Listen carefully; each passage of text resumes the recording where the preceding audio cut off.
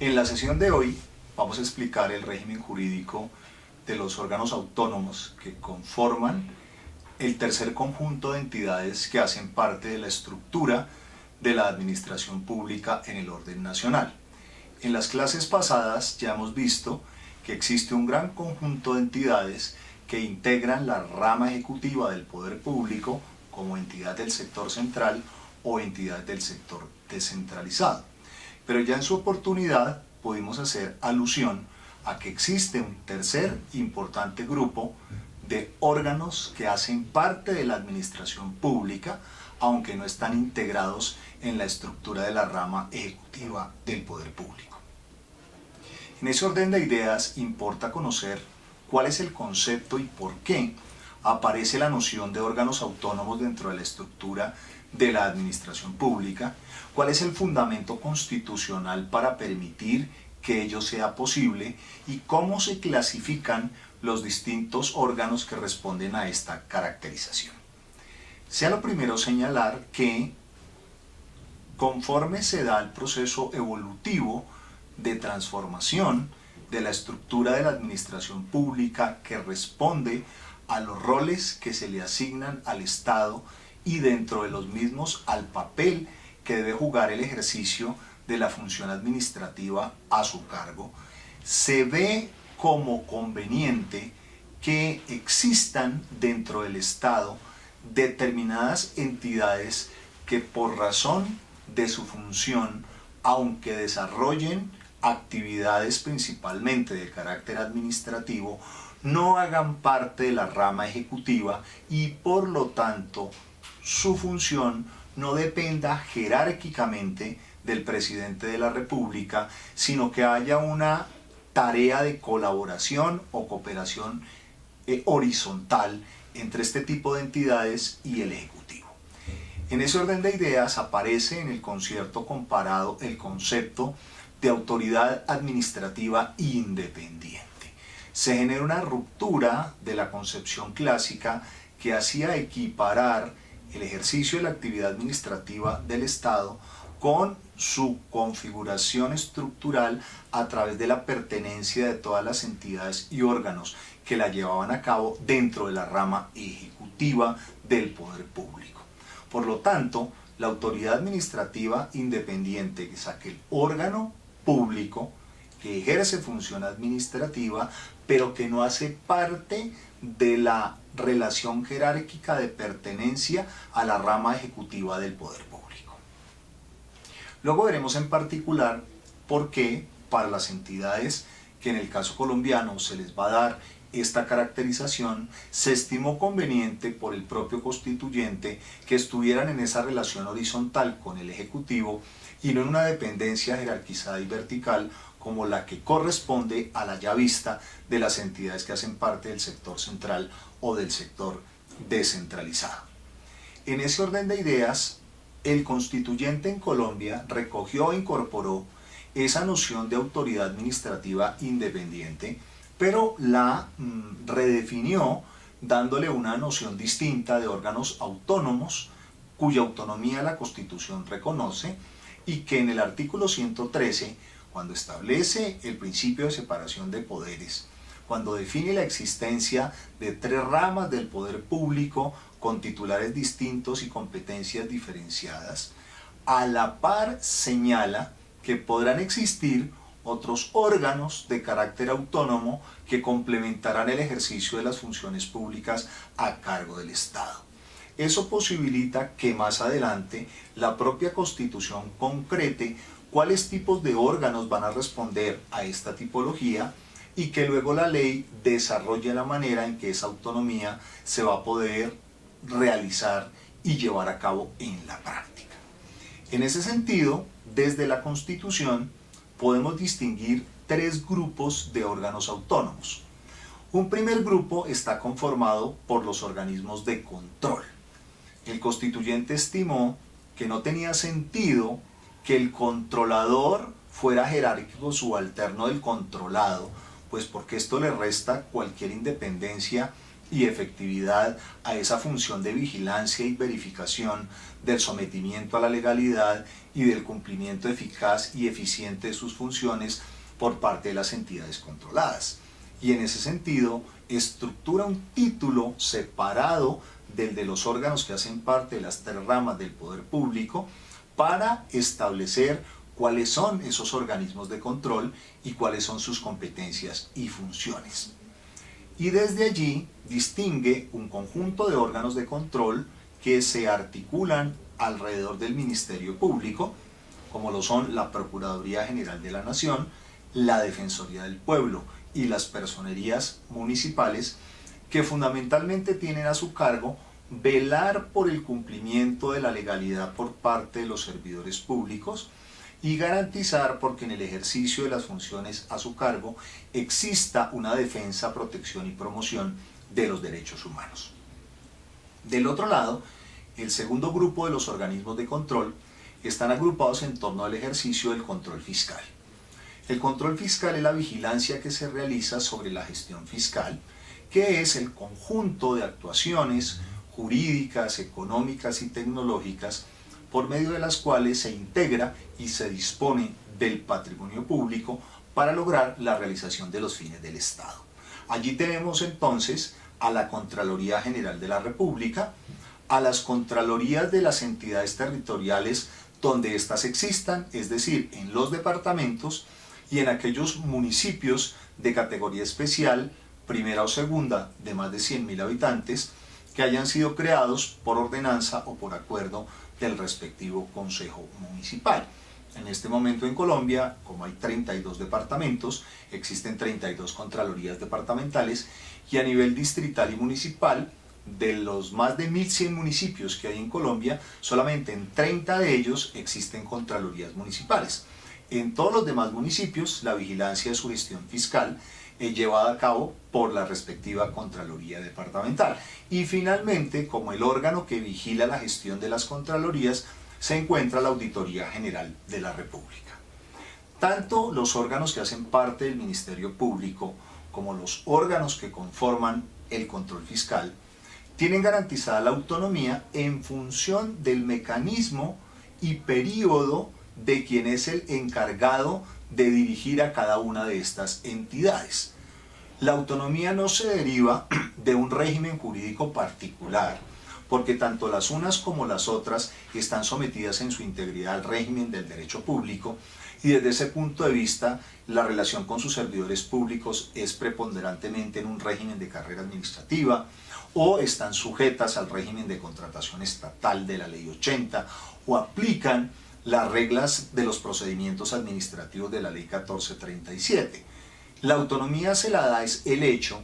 de que en el caso de los órganos del Ministerio Público, el procurador es elegido para un periodo de 4 años,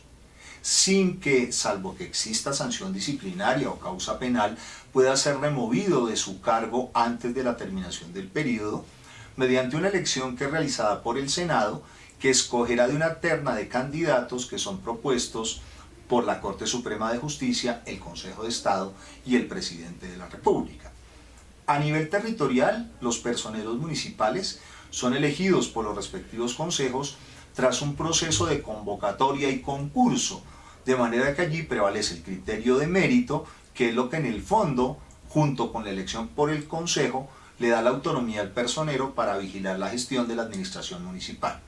Y en el caso del defensor del pueblo, este es elegido por la Cámara de Representantes de una terna de candidatos que es presentada por el Presidente de la República para un periodo institucional de 4 años, sin que en ninguno de los 3 tipos de autoridad sea posible la reelección. En el caso del control fiscal, el Contralor General de la República es también elegido para un periodo de 4 años sin posibilidad de reelección por parte del Congreso en pleno tras un proceso de convocatoria pública, y de manera similar en el orden territorial, donde existe la Contraloría departamental, las distritales o municipales, son las asambleas y los consejos las que llevan a cabo esta elección también tras una convocatoria pública. El Auditor General de la República es elegido para un periodo de 2 años por parte del Consejo de Estado de una terna que le presenta la Corte Suprema de Justicia. y es a través de este mecanismo de elección y del periodo fijo como se garantiza la autonomía. El segundo componente de entidades que tienen este carácter de autonomía son aquellas que hacen parte de la organización electoral. También en ellas, que son la Registraduría Nacional del Estado Civil y el Consejo Nacional Electoral, la autonomía no la da el régimen jurídico que aplican en su actuación, porque ellas también están sometidas a las reglas generales del derecho público, sino que se la da a su origen. En el caso del registrador, es elegido por un concurso de méritos que es organizado por los presidentes de la Corte Constitucional, la Corte Suprema de Justicia y el Consejo de Estado.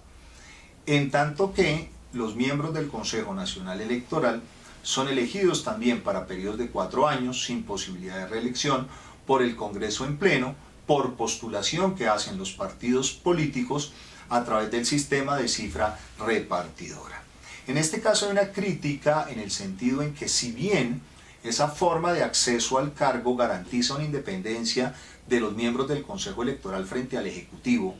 los convierte en un apéndice del Legislativo, porque precisamente en el Congreso la representación se alcanza a través de la inscripción de candidatos por listas avaladas por los partidos políticos, de tal manera que son los mismos electores quienes van a ser controlados por estos elegidos, lo cual pone en cuestión si verdaderamente esa fórmula atiende a la autonomía de la que quiso dotar el constituyente a este órgano.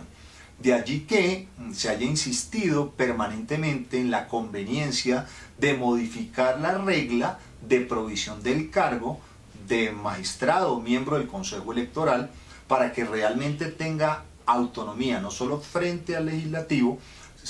no solo frente al ejecutivo, sino también frente al legislativo, que es quien ahora lo elige. Y el tercer grupo de órganos autónomos son aquellos que ejercen una función administrativa que en principio, antes de la Constitución, venía siendo llevada a cabo por órganos que ya existían o por entidades que tenían funciones equivalentes y que hacían parte de la rama ejecutiva y frente a los cuales, en cada caso, hay una consideración por parte de la Asamblea Constituyente en haberles dado ese carácter de autonomía. Tales órganos son, por una parte, el Banco de la República y la Comisión Nacional del Servicio Civil, que son entidades de carácter único, que solo existen en el orden nacional,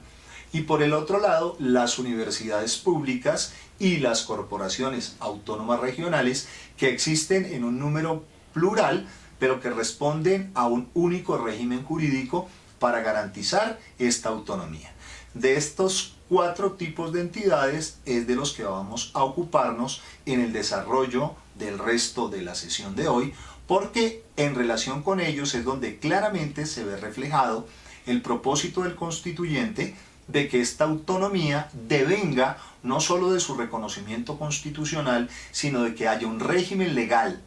propio para cada una de ellas en que se plasme la manera en que esa autonomía se concreta. Así tenemos en primer lugar al Banco de la República. El Banco de la República hace las veces de Banco Central del Estado colombiano. Fue creado en el año de 1923 como producto de las recomendaciones de la primera misión Kemmerer que estuvo en el país, y desde sus propios inicios siempre se indagó por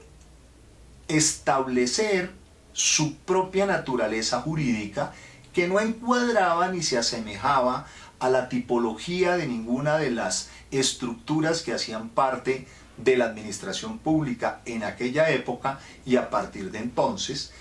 lo que llevó a que en el año de 1968 y siguientes, la Corte Suprema de Justicia, que entonces ejercía el control de constitucionalidad de la ley, declarara y así se aceptara por la doctrina y por las demás autoridades judiciales y administrativas la naturaleza sui generis del Banco de la República. No obstante, en la medida en que el gerente del Banco de la República era de libre nombramiento y remoción por parte del presidente de la República y contó en su última fase anterior a la Constitución del 91 con un órgano asesor que se llamaba la Junta Monetaria, pero que también tenía una conformación por miembros que eran de libre nombramiento y remoción del presidente de la República, ello hacía que pudiera haber una interferencia entre el rol que correspondía ejercer al banco como banco central y los intereses fiscales de corto plazo de los gobiernos de turno. En particular, generaba preocupación, dada la época y el contexto que se vivía en el hemisferio, de inflaciones galopantes, que por las estrecheces fiscales se presionara al banco para que autorizara la emisión de moneda y esto produjera brotes alcistas en los precios y la inflación no se controlara. Por lo cual en los años 80 se genera una discusión en torno a la conveniencia de dotar al Banco de la República de una estructura que le garantizara que pudiera cumplir sus funciones como Banco Central con independencia respecto del Ejecutivo. Esta discusión llega al Constituyente y en la Constitución, gracias entre otras a la iniciativa de constituyentes conocedores de la materia, en particular el doctor Alfonso Palacios Rudas, quien había sido gerente del Banco de la República, en darle un carácter constitucional al banco, porque el banco había sido de creación legal, pero no había ninguna mención al mismo en la Constitución. Y no solamente se hace una mención del banco en la Constitución, sino que como pocas instituciones tiene más de un artículo que la regula. En este sentido, los artículos 371 a 373 van a definir las reglas esenciales de configuración estructural y funcional del Banco de la República, le van a conferir una naturaleza que obliga a adoptar un régimen legal propio. Ese régimen legal propio va a estar contenido en la Ley 31 de 1992 y va a desarrollar lo que la Constitución definió como naturaleza del banco. Indica que es una persona jurídica de derecho público, con autonomía administrativa, patrimonial y técnica, sujeto a un régimen legal propio. Por lo tanto, la manera en que se concretan esas manifestaciones de la autonomía es a través, por un lado, de las reglas constitucionales de conformación de la dirección y funciones del banco, pero a la vez de lo que el régimen legal propio va a establecer como regulación jurídica de la actividad del funcionamiento del banco. En ese sentido, ¿de qué se ocupa ese régimen legal propio contenido en la Ley 31 de 1992? Fundamentalmente, las reglas se refieren a la organización interna del banco, su estructura y su funcionamiento. Entonces ahí se ocupa de la forma de organización, su régimen jurídico, el funcionamiento de la Junta Directiva y del Consejo de Administración, el periodo del gerente, que como lo vamos a ver ahora es muy importante porque el gerente va a ser parte de la Junta Directiva del banco, que es quien toma las decisiones que son las que demandan ese obrar autónomo frente al Ejecutivo, y a la vez hay una serie de reglas ya propiamente técnicas de las funciones que como Banco Central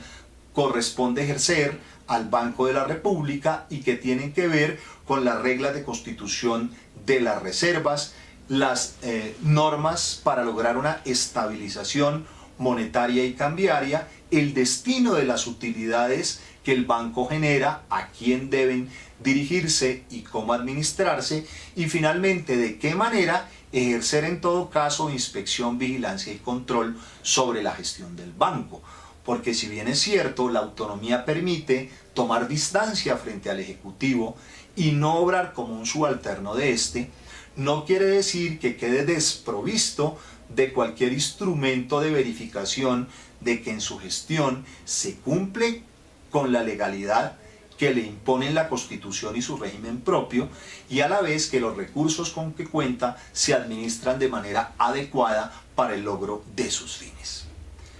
En ese orden de ideas, la estructura del banco institucional está definida en la Ley 31, pero dentro de esa estructura lo que le da esa autonomía frente al Ejecutivo es que las decisiones relevantes en materia crediticia, monetaria, cambiaria, que son las que competen al banco, está en cabeza de su junta directiva.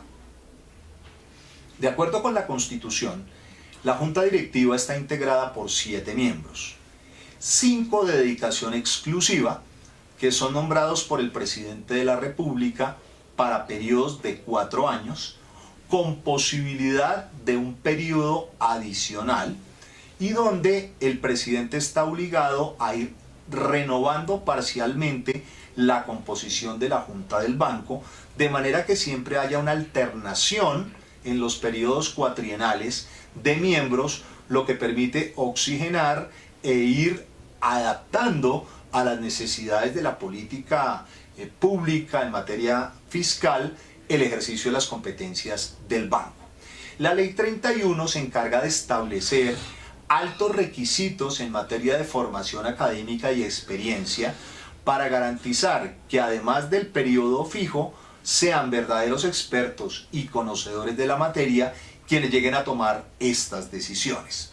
Los otros 2 miembros de la Junta son el ministro de Hacienda, a través del cual se genera un mecanismo de comunicación directa con el Ejecutivo, pero que no tiene ni mayoría calificada ni poder de veto, y por el otro lado el gerente. Como lo señalaba, la Ley 31 define las reglas relacionadas con la provisión, el periodo, la duración en el cargo de quien sea gerente del banco. Establece que a los demás miembros de la Junta les corresponde elegir al gerente, quien tendrá un periodo fijo de 4 años con posibilidad de reelección hasta por 2 periodos, lo cual da, por un lado, garantía de estabilidad y permanencia, y por el otro lado permite darle un matiz bastante tecnocrático a la gestión del banco para fortalecer esa autonomía.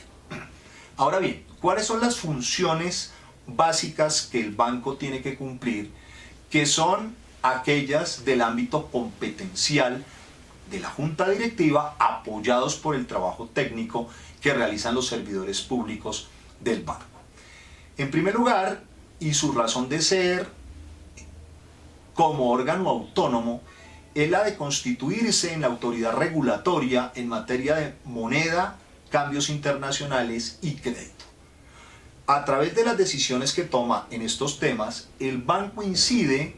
en el manejo de las variables macroeconómicas para el adecuado funcionamiento de la economía del país.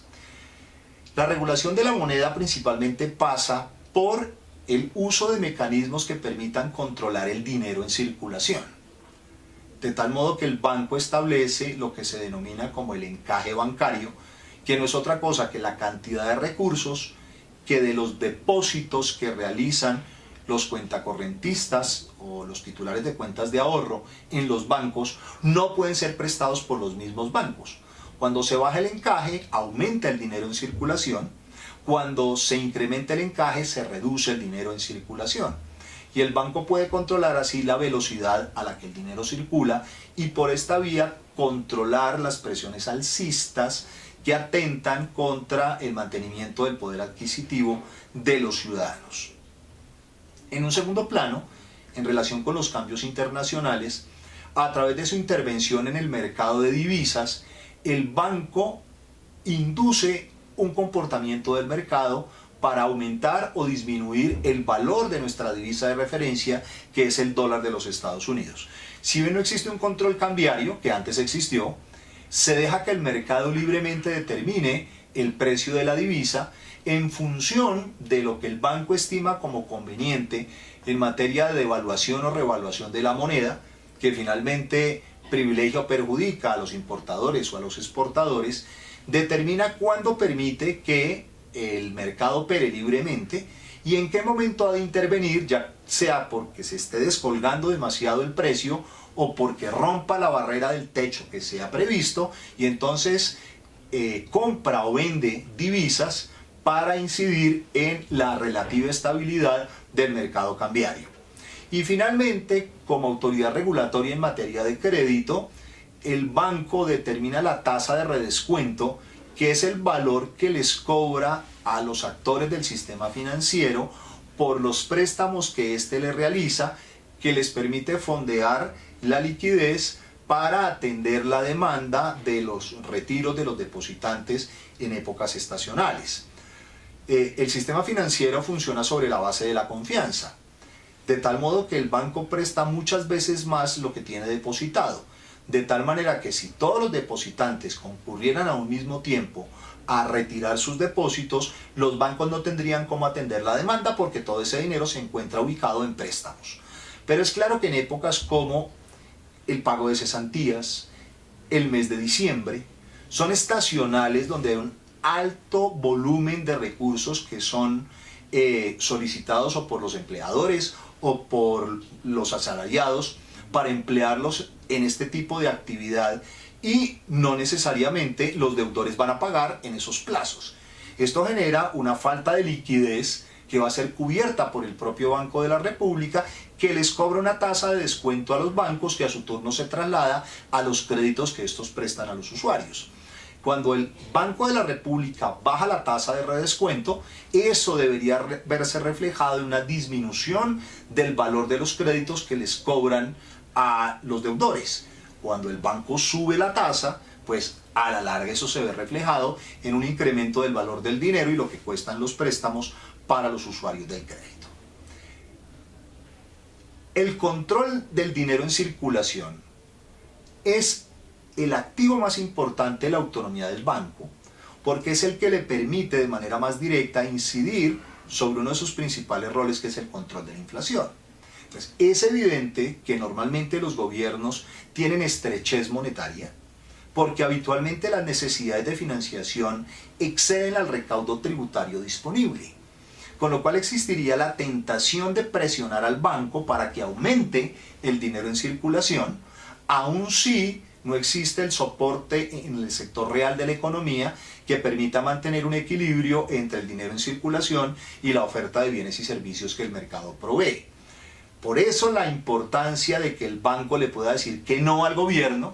así el ministro presione para que se tome una decisión en uno u otro sentido, porque la Junta está pensando más en la estabilidad macroeconómica de mediano y largo plazo, o al menos así fue concebida, que en los intereses de corto plazo de financiación de los programas de los gobiernos de turno. Ahora, el banco además tiene otras muy importantes funciones, como la emisión de la moneda legal. Entonces, es la autoridad que determina en qué momento y en qué cantidades deben entrar a circular en la economía las especies con las que se realizan la compra de bienes y servicios en efectivo, los billetes y las monedas, las denominaciones, las series, la cantidad. ¿Por qué ahora, por ejemplo, existe el billete de 100.000? ¿O por qué, como se ha planteado recientemente, el interés de quitarle 3 ceros a la denominación del billete?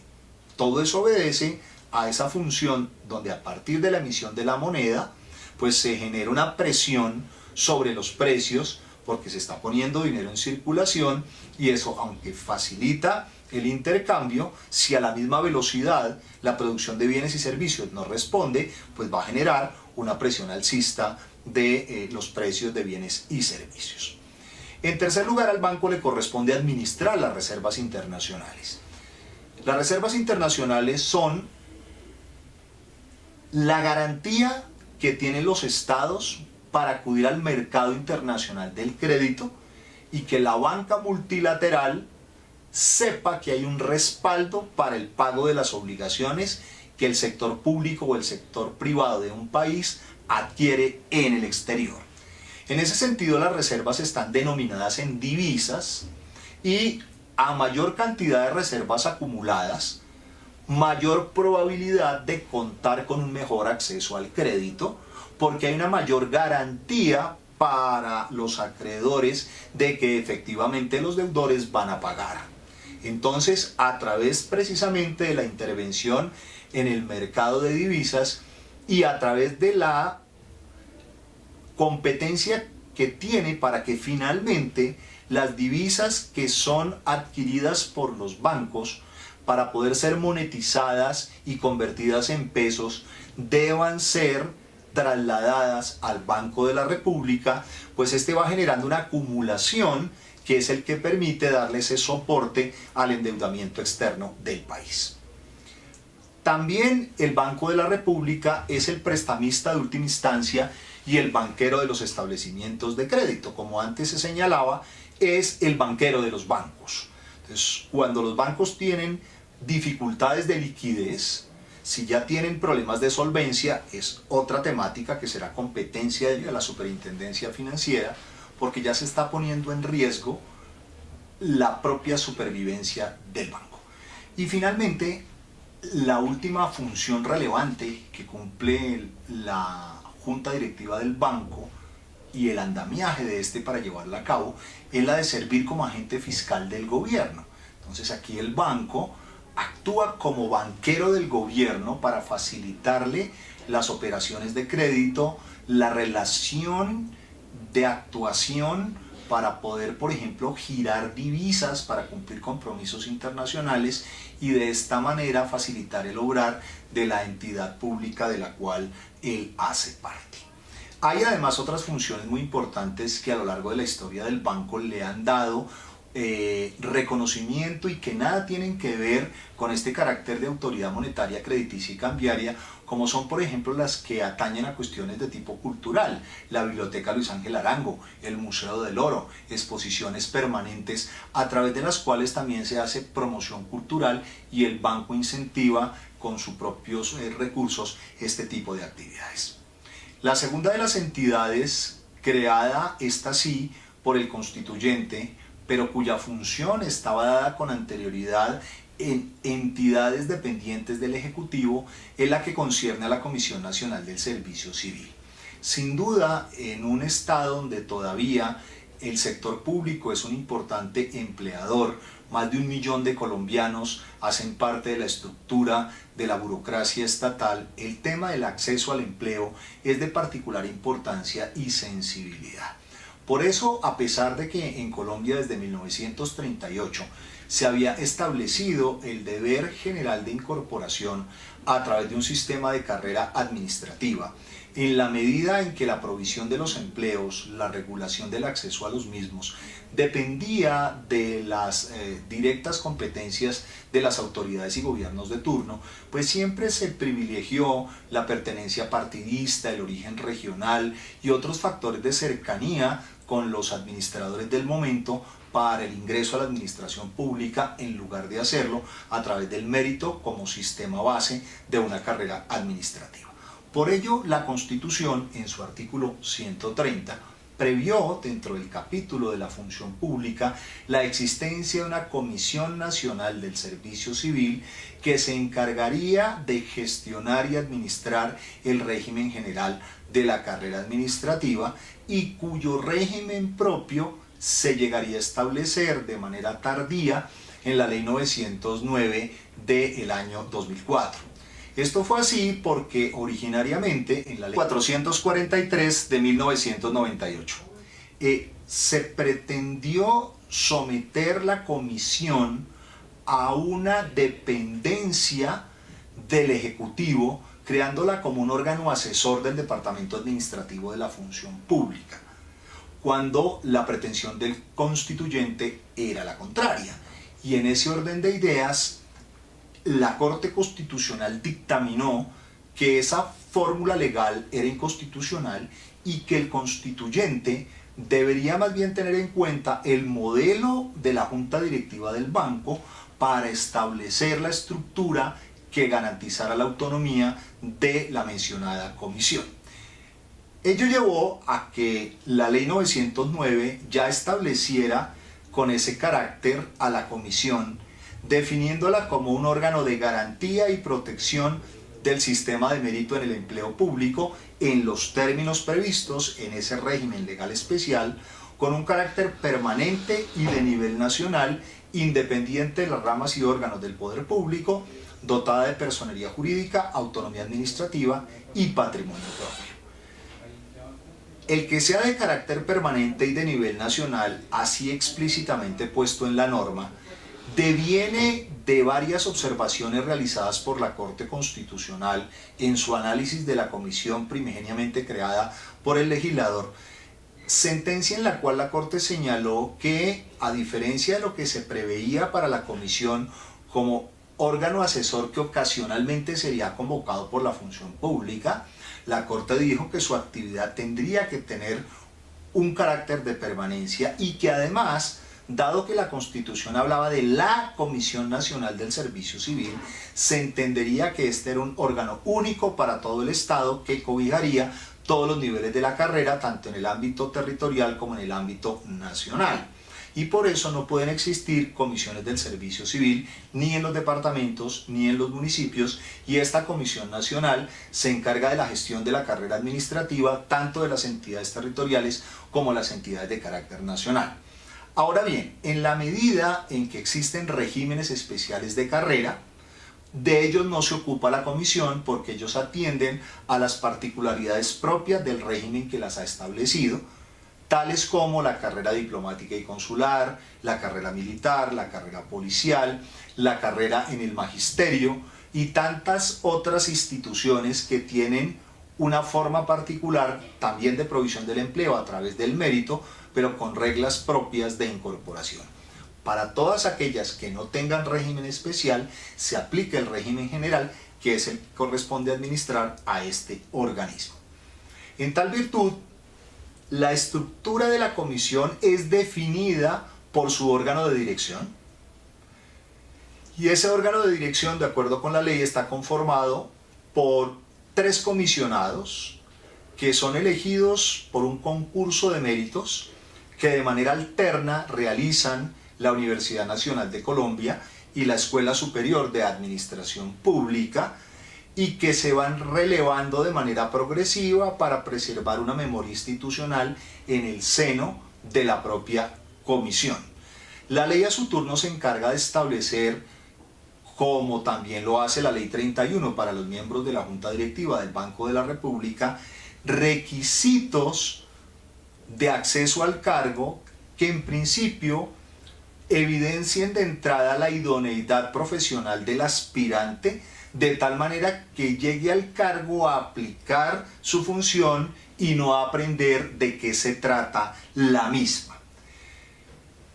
Anualmente, entre los 3 comisionados eligen un presidente, quien se encarga de ejercer la representación legal y la potestad nominadora de la entidad y obviamente asumir la gestión del presupuesto, que es donde hoy radica parte de la dificultad de su operación y que ha hecho que no se haya podido consolidar la provisión de todos los cargos públicos a través del sistema de carrera, porque naturalmente la clase política no tiene interés en que todos aquellos cargos que, debiendo ser de carrera, están ocupados en provisionalidad, sean provistos por un régimen de carrera, porque por supuesto esto significa una pérdida de base electoral muy importante en la manera como el clientelismo apalanca la elección de los órganos de representación popular en Colombia.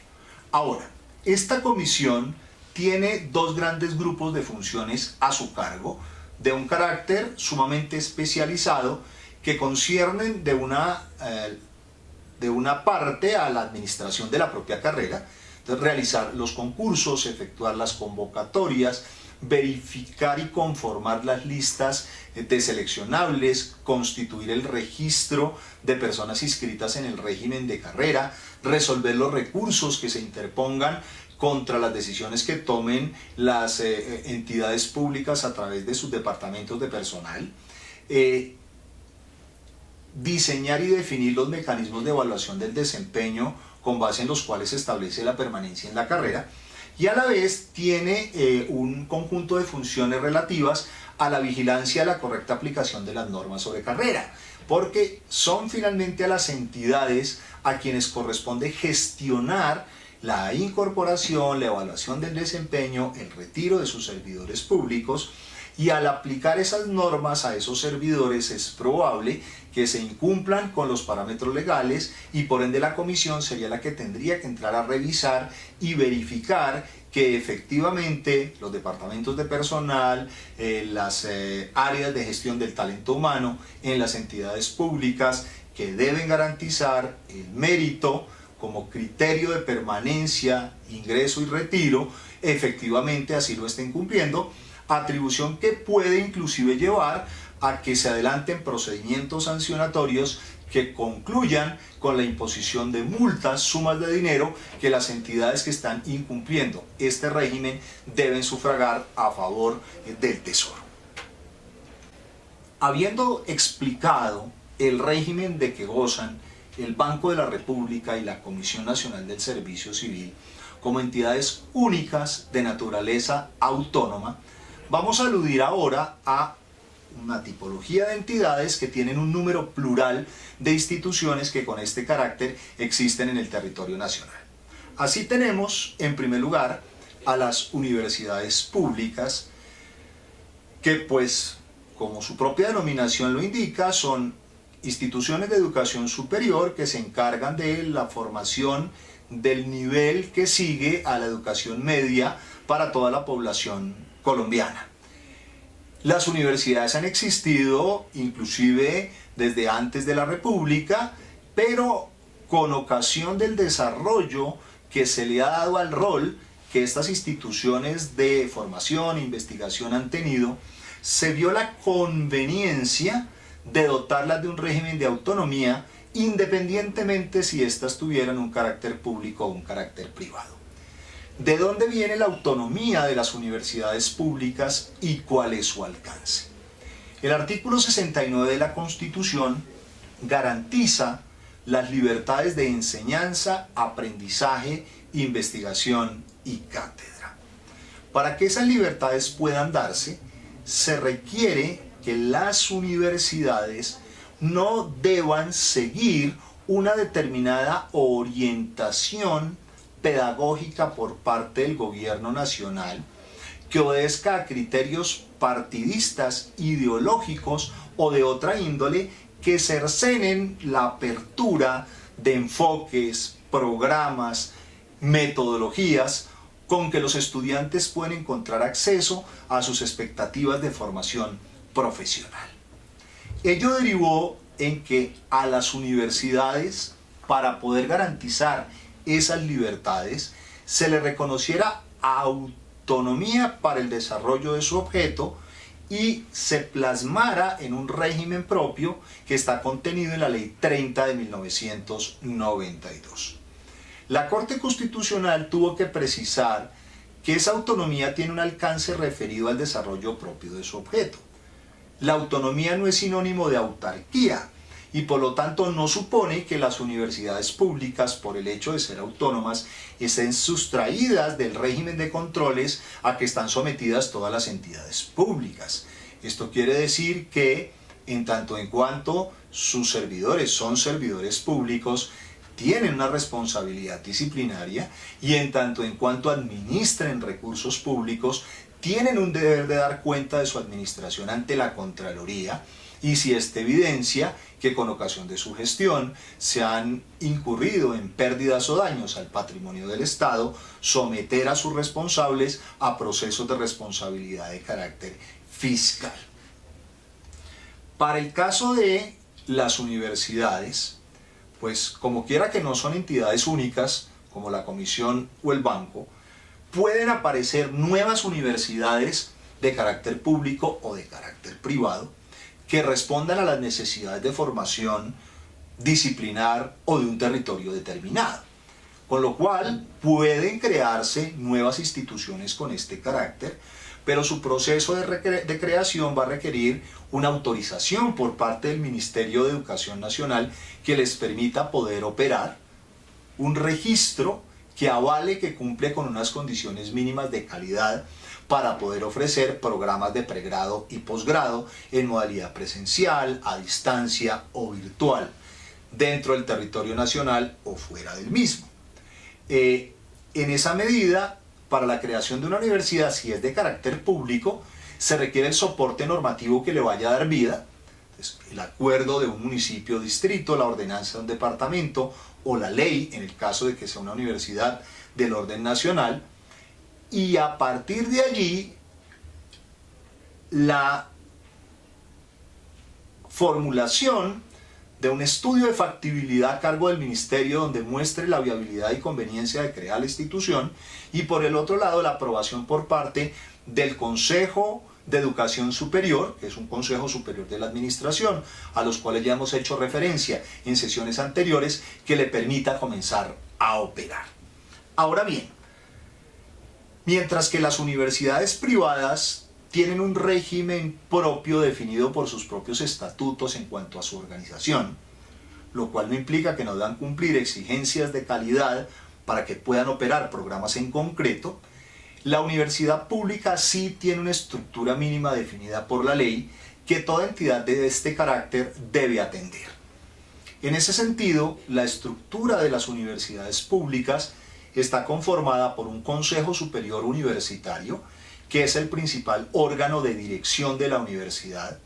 un consejo académico que se ocupa en particular de esta parte del objeto misional que la universidad tiene. Allí es donde se ventilarán asuntos como la responsabilidad disciplinaria, la autorización de actualización de planes curriculares, las reformas que se hagan a los instrumentos de evaluación, etc. Y el rector, que tiene un doble papel. Por un lado es el responsable de la gestión académica de la universidad, pero a la vez es el representante legal de la misma, el ordenador del gasto y por lo tanto también el responsable de la gestión. ¿Por quiénes está integrado el Consejo Superior Universitario? De acuerdo con la ley 30 de 1992, como ya ha sido referido, tendrán participación en el Consejo Superior el ministro de Educación o su delegado, un delegado del presidente de la República, un representante de las directivas académicas, normalmente un decano, para cuya elección pues habrá que definir en los estatutos de cada universidad cuál es el periodo de duración de esa representación y cómo se elige. Igualmente la participación de un docente de la universidad, la participación de un egresado de esa universidad, un ex rector universitario que no tiene que ser de esa universidad y que sería inclusive conveniente que no lo fuera, porque contar con la experiencia de alguien que ya ha dirigido una institución universitaria distinta de aquella de la que coparticipa en su dirección, pues puede dar luces, ampliar el panorama, tener una visión desprevenida y desde afuera que permite ilustrar y mejorar el criterio con que el Consejo va a ejercer sus funciones. Un representante del sector productivo que justamente permitiría realizar esa conexión entre las necesidades del mercado y la capacidad de dar respuesta a las mismas por parte de la universidad con profesionales formados en ella, y finalmente el rector. Ahora, ¿qué hace ese Consejo Superior? ¿Cuáles son sus principales funciones y por qué es tan relevante dentro de la estructura de la universidad pública? Primero, el Consejo define la organización académica y administrativa de la universidad. Esto significa que va a establecer si va a tener una única sede o varias sedes, si va a operar por vicerrectorías, por departamentos, por escuelas, por facultades, si va a atender únicamente formación de pregrado o formación de posgrado, si tratándose de la formación de posgrado su orientación es únicamente hacia las especializaciones, o también incursionará en investigación formativa a través de maestrías y doctorados, si las modalidades de impartición de la formación será presencial o podrá ser también virtual o semipresencial, desescolarizada, etc. Lógicamente, estas decisiones, en la medida en que se traducen en la oferta de un servicio que es vigilado por el propio Estado para garantizar su calidad, va a requerir o bien que el ministerio las conozca a través de informes que se le presentan, o bien cuando son de mayor envergadura que el propio ministerio las autorice a través del otorgamiento o la renovación de los registros calificados. En segundo lugar, al Consejo Superior le corresponde aprobar y reformar los estatutos y reglamentos. Ahí, por ejemplo, podemos tener el estatuto docente, un régimen de carrera especial para los profesores de la universidad pública. Tenemos también el reglamento académico, el régimen disciplinario, el régimen de los servidores públicos que, haciendo parte de la universidad, no hacen parte del personal docente en cuanto no estén cobijados por las reglas generales del régimen del empleo público, y así sucesivamente. En tercer lugar, le corresponde aprobar el presupuesto. Sabemos cómo las universidades públicas tienen un alto grado de dependencia de las transferencias que se les hagan del presupuesto general de la nación o del de las respectivas entidades territoriales de las cuales hagan parte, pero también a través del recaudo de matrículas y la realización de consultoría o investigación paga pueden nutrir el presupuesto para destinarlo a su actividad misional y al desarrollo y mejoramiento de su infraestructura. Entonces, dimensionar el recaudo y asignar el gasto a través del presupuesto es función del Consejo Superior. Al Consejo Superior también le corresponde elegir al rector. Como quiera que la Ley 30 se expidió cuando todavía el periodo de gobierno de las autoridades de las entidades territoriales era de 3 años, aunque esa norma luce anacrónica frente a la reforma que introdujo un año adicional del periodo de las autoridades de las entidades territoriales para unificarlo con el de las autoridades nacionales en cuatrienios, la norma de la Ley 30 no ha sido actualizada, por lo cual el periodo sigue siendo de 3 años. La Ley 30 no dice nada acerca de la probabilidad de reelección o no, con lo cual queda deferido a los estatutos permitirla o prohibirla. Y finalmente, para poder ejercer estas funciones, corresponde al Consejo Superior darse su propio reglamento. La cuarta tipología de órganos autónomos que veremos en la sesión de hoy son las corporaciones autónomas regionales. Este tipo de entidad ya existía en la estructura de la administración pública colombiana. Se crean entre fines de los años 50 y comienzos de los años 60 como producto de la preocupación que empieza a haber en aquella época sobre los temas del medio ambiente y tomando como ejemplo una figura traída del derecho norteamericano, como lo fue la autoridad del Valle del Río Tennessee, que se trató de asimilar al caso colombiano, pero incorporándola utilizando una estructura propia del modelo de la época, como lo era la de los establecimientos públicos, si bien las corporaciones no tenían una competencia nacional, sino delimitada al ámbito geográfico de ubicación de las cuencas de los ríos, que en cada caso ocupaban la competencia por razón del territorio de cada una de las corporaciones que se iban creando. No obstante, el constituyente, cuando definió las atribuciones del Congreso de la República en relación con la determinación de la estructura de la administración pública, señaló que al Congreso correspondería determinar el régimen de las corporaciones autónomas regionales en un régimen especial de autonomía. Ello llevó a estimar que ese grado especial de autonomía que se preveía para las corporaciones autónomas regionales fuera similar al que se previó para la Junta Directiva del Banco de la República o para la Comisión Nacional del Servicio Civil, de tal suerte que la Ley 99 de 1993, por la cual se creó el Ministerio de Medio Ambiente, se definió la conformación del Sistema Nacional Ambiental, se previera la transformación de la naturaleza jurídica de las corporaciones autónomas regionales para responder a esa atribución de órgano autónomo. En ese orden de ideas, la Ley 99 estableció una particular naturaleza jurídica para estas entidades de la siguiente manera. Las definió como entes corporativos de carácter público creados por la ley, integrados por las entidades territoriales que por sus características constituyen geográficamente un mismo ecosistema o conforman una unidad geopolítica, biogeográfica o hidrogeográfica, dotados de autonomía administrativa y financiera, patrimonio propio y personería jurídica, encargados por la ley de administrar dentro del área de su jurisdicción el medio ambiente y los recursos naturales renovables y propender por su desarrollo sostenible de conformidad con las disposiciones legales y las políticas del Ministerio del Medio Ambiente. Esa última mención ha generado dificultades prácticas porque si las corporaciones autónomas regionales tienen un grado de autonomía como el que se le reconoce al Banco de la República o a la Comisión Nacional del Servicio Civil, es claro que ellas no hacen parte del sector ambiental del orden nacional que preside este ministerio y por lo tanto no tendrían obligatoriedad en cumplir en lo que es del ámbito de su competencia en el área de su jurisdicción territorial esas políticas que el Ministerio de Ambiente trace. Y ahí ha habido una permanente discusión en torno al alcance de la autonomía y la pretensión del gobierno nacional de impulsar una única política medioambiental que sea ejecutada y no discutida por las corporaciones autónomas regionales. Justamente para tratar de garantizar esa gestión autónoma en el ámbito del territorio de su jurisdicción,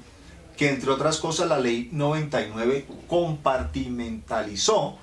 a través de todo el territorio nacional, de tal suerte que con una única ley se crearon todas las corporaciones autónomas regionales que cubren hasta el último centímetro cuadrado de territorio nacional en 33 corporaciones que no tienen identidad con la división político-administrativa de los departamentos, lo cual puede significar que en el territorio de un mismo departamento hagan presencia dos o más corporaciones autónomas regionales, como también puede suceder que una misma corporación tenga competencia sobre el territorio total o parcial de dos o más departamentos.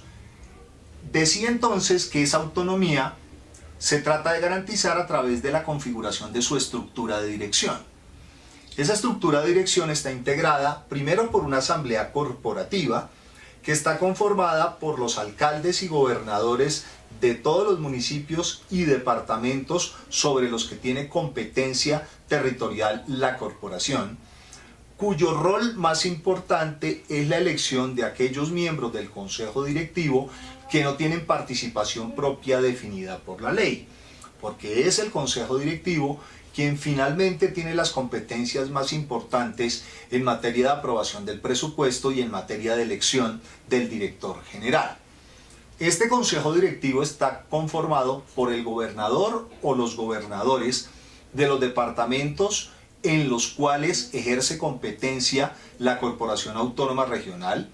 por un representante del presidente de la República, un representante del ministro de Medio Ambiente, hasta 4 alcaldes de los municipios cubiertos por la competencia territorial de la corporación, elegidos por ellos mismos, 2 representantes de los gremios que hagan presencia en ese territorio, un representante de las comunidades indígenas asentadas dentro del ámbito territorial de competencia de la corporación y 2 representantes de las organizaciones no gubernamentales ambientalistas que hagan una presencia activa en el territorio. En principio se pensaría que una conformación tan heterogénea impediría una captura política de la gestión de la corporación, a pesar de lo cual la experiencia ha demostrado que ello no ha sido así y la crisis desatada por la ola invernal del 2011 permitió poner en evidencia que muchas de las funciones de prevención que deberían haber sido cumplidas por la corporación o las corporaciones no lo fueron y que tampoco hubo capacidad de reacción cuando frente a los desastres provocados por las inundaciones a causa del invierno no hubo una redacción oportuna y casi que fue al gobierno nacional a quien le tocó ejecutar planes de emergencia para poder atender la situación humanitaria y de afectación de la infraestructura que se suscitó con ocasión de este fenómeno natural. Y esa institución colegiada, el Consejo Directivo, es quien elige al director general. Como acontece en el caso de los rectores de las universidades públicas, por la fecha en que se expidió la Ley 99, estaba vigente la norma constitucional que establecía un periodo de 3 años en el ejercicio del poder público por parte de las autoridades de las entidades territoriales democráticamente elegidas, lo cual hizo que para acompasar la gestión de la corporación se definiera que el periodo de su director es por 3 años, lo cual naturalmente también, si bien le da estabilidad, puede hacer que no haya continuidad ni estabilidad en las políticas, porque al cambiar la configuración del Consejo, pues es muy probable que se quiera por parte de los nuevos integrantes, a la hora del relevo por el cumplimiento del periodo, no renovar su voto de confianza y elegir un nuevo director general.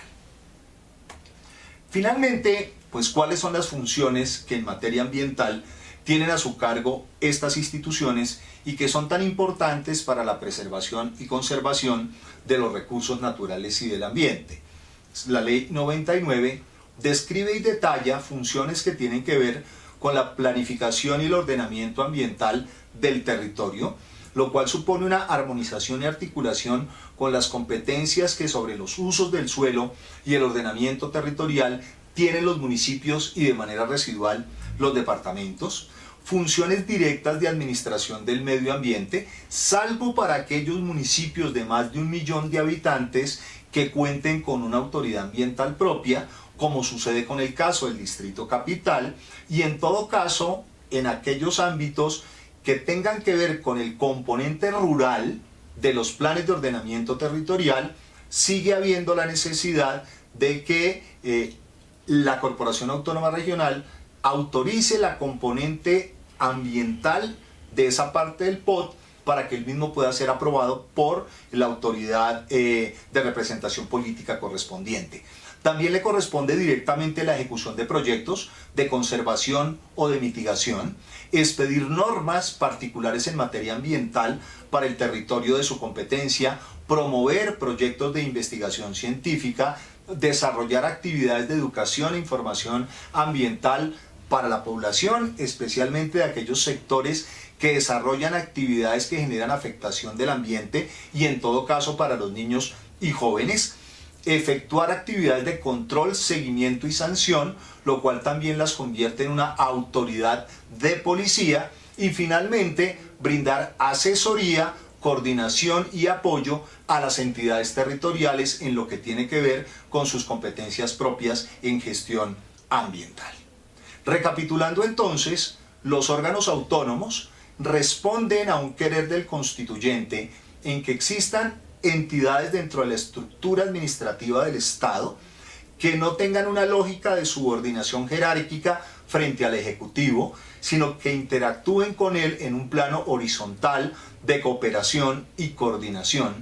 para lo cual les da un grado de autonomía que está basado, por un lado, bien en el periodo y la forma de elección de sus directores, bien en el régimen legal propio que les garantiza cómo ejercer sus competencias distanciadas del Ejecutivo. En esa medida distinguimos 3 clases de órganos autónomos: los organismos de control, en cabeza del Ministerio Público y el ejercicio del control fiscal; la organización electoral, a través del Consejo Nacional Electoral y la Registraduría Nacional del Estado Civil; y por último, los órganos autónomos que ejercen función típicamente administrativa, en un caso órganos únicos como el Banco de la República y la Comisión Nacional del Servicio Civil; en otro lado, pluralidad de órganos que participan de la misma naturaleza, como lo pueden ser las universidades públicas y las corporaciones autónomas regionales. De esta manera, dejamos cubierta la parte especial de la estructura de la administración pública en el orden nacional y continuaremos en la próxima sesión.